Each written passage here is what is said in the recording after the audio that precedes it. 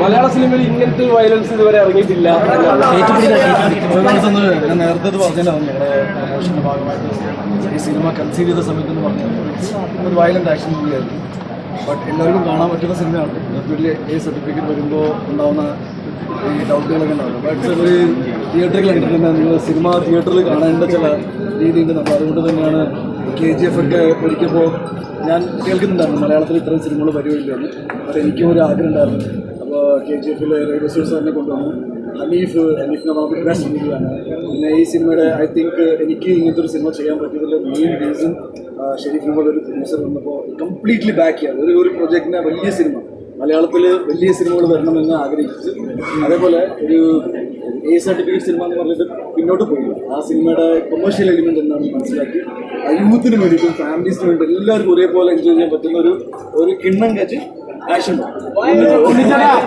തിയേറ്ററിൽ കാണാത്ത ആൾക്കാരെ ബാക്കി OTT കാണുന്ന പ്രൊഡ്യൂസർ സാർ എങ്ങനെ തിയേറ്ററിൽ സിനിമയിൽ കാണാത്ത ബാക്കി പലരെയും അല്ല ആക്ച്വലി ഓവർ വയലൻസ് അങ്ങനെയല്ല. എനിക്ക് തോന്നുന്നു തിയേറ്ററിലും കാണും OTT-യിലും കാണും.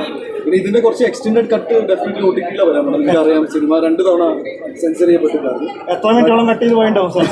എത്ര മിനിറ്റോളം കട്ട് എല്ലാം ഓൺലൈനിൽ കിടക്കില്ല. ഒരുപാട് സന്തോഷം. വിചാരിച്ച പോലെ തന്നെ ഒരു നല്ല സിനിമ എടുക്കാൻ സാധിച്ചു. ഒരുപാട് സന്തോഷം. അനിപ്പോട് ചോദിക്കണം. ഇതിനകത്ത് എടുത്ത് പറയുന്ന ഒരു കാര്യം എന്ന് പറഞ്ഞാൽ ഫൈറ്റ് കൊറിയോഗ്രാഫി. ഇനിയിപ്പോൾ മലയാള സിനിമ മാർക്കോക്ക് ശേഷം ഫൈറ്റ് കൊറിയോഗ്രാഫി ഞാൻ ആക്ച്വലി ആവശ്യപ്പെട്ടിട്ടുണ്ടായിരുന്നു. ഞാനൊരു 5-6 വർഷമായിട്ട് ആക്ഷൻ സിനിമകൾ ചെയ്യാതെ ഫാമിലി സിനിമകളാണ് യൂത്ത് സർട്ടിഫിക്കറ്റുള്ള സിനിമകൾ ചെയ്ത് വരുമ്പോൾ മലയാള സിനിമയിൽ ഒരുപാട് ആക്ഷൻ സിനിമകളുണ്ടായി. എന്തായിട്ട് എൻ്റെ ഫ്രണ്ട്സ് എൻ്റെ കൂടെ നിൽക്കുന്ന ടെക്നീഷ്യൻസ് പറയുന്നത് നല്ലൊരു ആക്ഷൻ സിനിമ ചെയ്യണം.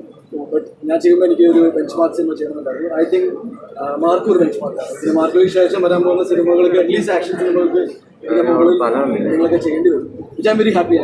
എല്ലാ ഫ്രണ്ട്സാണ് അവരെല്ലാവരും. അത് ഇപ്പോൾ നിങ്ങളെല്ലാവരും സിനിമയെ സപ്പോർട്ട് ചെയ്ത് ആക്ഷൻ സിനിമകൾ വലിയ ബഡ്ജറ്റിൽ ഒരുക്കി തിയേറ്ററിൽ കൊണ്ടുവരുമ്പോൾ നിങ്ങളെല്ലാവരും ഒന്ന് കണ്ടു എന്ന് പറയുന്നത് എൻ്റെ കരിയറിൽ തന്നെ ഏറ്റവും വലിയ ഓപ്പണിംഗ് ആണ്.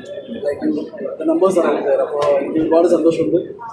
ഞാൻ സത്യത്തിൽ പൃഥ്വിയൊക്കെ ആക്ഷൻ സിനിമ ചെയ്യുമെന്ന് എനിക്ക് വിചാരിച്ചിരിക്കുന്നത്. അത് മനസ്സിലായിട്ടുണ്ട്. ഇന്റർവ്യൂ ചെയ്തിട്ട് പറഞ്ഞു വയലൻസ് ഇനി മാർക്കിന് ശേഷം എന്താണെന്ന് നിങ്ങൾക്ക് കാണാമെന്ന് പറയുന്നു. അപ്പോൾ ഈ പ്രേക്ഷകരെല്ലാവരും പറഞ്ഞത് അത് പറഞ്ഞതുപോലെ തന്നെ നടന്നുള്ള രീതിയിലാണ്. Thank you so much. എന്ന് വെച്ചാൽ ജഗദീഷ് ഏട്ടൻ, സിദ്ദിഖേട്ടൻ, ആൻസൺ, അതേപോലെ തന്നെ സിനിമയിൽ വർക്ക് ചെയ്ത ഒരുപാട് ആക്ടേഴ്സ്, പുതിയതായിട്ട് ഡെബ്യൂ ചെയ്ത ആക്ടേഴ്സ് ഉണ്ട്. നമ്മുടെ Kabir Duhan, Rukti, I mean load of actors. ഇവരെല്ലാവരും ഗംഭീരമായിട്ട് പെർഫോം ചെയ്യുന്നുണ്ട്. എനിക്ക് ഒരുപാട് സന്തോഷമുണ്ട്. ജഗദീഷ് ചേട്ടൻ തുടക്കത്തിൽ തന്നെ സാറിൻ്റെ എക്സൈറ്റ്മെൻറ്റ് നിങ്ങളുമായിട്ട് പങ്കുവച്ചു. ഞങ്ങൾ സിനിമ ഇറങ്ങുന്നതിന് മുന്നേ ഒന്നും പറയാൻ ആഗ്രഹിച്ചിരുന്നു. ആക്ഷൻ ഉണ്ട്.